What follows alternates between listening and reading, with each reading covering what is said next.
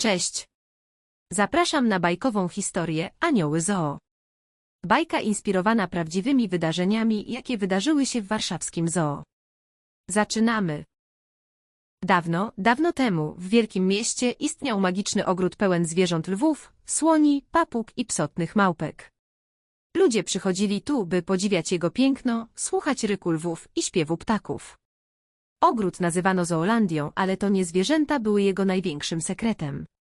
Tajemnice tego miejsca znali tylko dwoje ludzi, Jan i Antonina Żabińscy, którzy nie byli zwykłymi opiekunami ogrodu.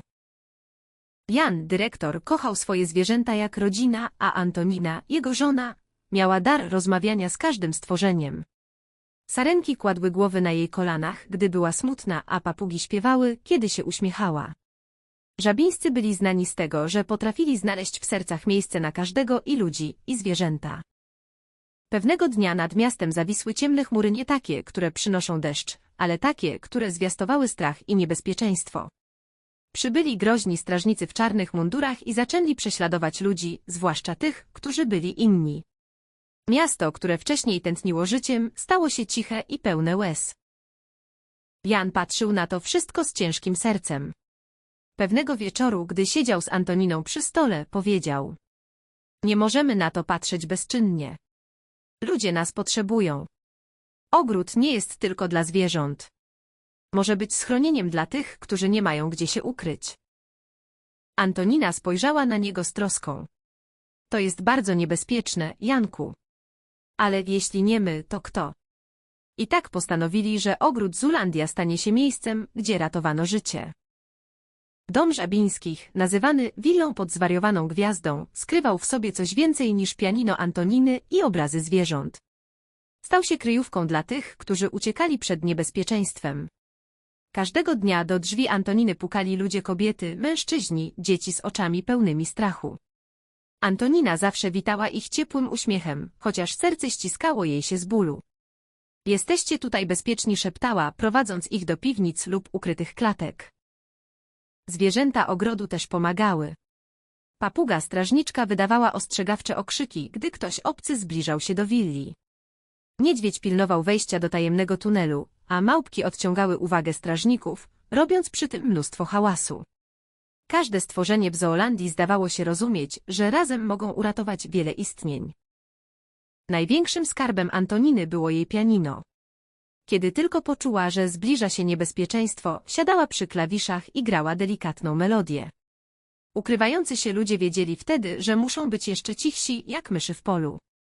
Pewnego razu, gdy grała, mała dziewczynka ukryta w piwnicy zapytała szeptem: czy ta muzyka jest po to, żebyśmy się nie bali? Antonina spojrzała na nią łagodnie. Tak, kochanie. Ta muzyka to nasza tajemna wiadomość, która mówi, że wszystko będzie dobrze. Pewnej zimowej nocy, kiedy śnieg pokrył ogród białym płaszczem, do bramy zapukali groźni strażnicy. Zwierzęta wstrzymały oddech, a ukryci ludzie zamarli w ciszy. Jan, jak zawsze opanowany, wyszedł na spotkanie strażników.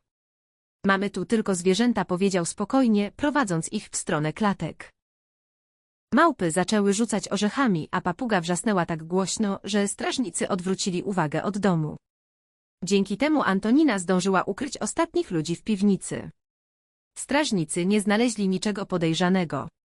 Odeszli, a Zoolandia znów mogła odetchnąć. Każda osoba, którą Jan i Antonina uratowali, zostawiała w ich sercach ślad. Kiedy przychodził czas, by ktoś odszedł w poszukiwaniu dalszego schronienia, Antonina zawsze ściskała ich dłonie i mówiła: pamiętajcie, że miłość i odwaga są silniejsze niż strach. Pewnego razu, po latach, jedna z uratowanych dziewczynek wróciła do ogrodu. Miała już swoje dzieci i przyprowadziła je do willi pod zwariowaną gwiazdą. Byłam tu, kiedy byłam mała, powiedziała do swoich dzieci. Ci ludzie ocalili moje życie. Kiedy nadeszły spokojniejsze czasy, ogród znów wypełnił się śmiechem dzieci i dźwiękami zwierząt. Ludzie wrócili, by podziwiać piękno Zoolandii, ale nie każdy wiedział o wielkiej tajemnicy Jana i Antoniny. Ci, którzy znali historię, mówili: w tym ogrodzie nie tylko ratowano zwierzęta. Tu ratowano ludzkie serca.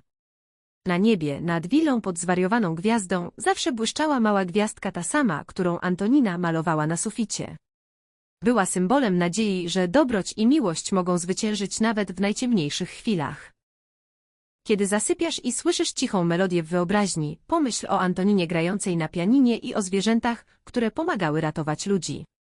Pamiętaj, że odwaga i serce pełne miłości zawsze znajdą sposób, by rozproszyć największy mrok. Dobranoc, dzieci. Dziękuję bardzo za wysłuchanie. Zasubskrybuj. A pomoże mi to rozwijać ten kanał, no i wesprzesz Fundację Pomocy Dzieciom Pankracy. Do następnego razu. Cześć!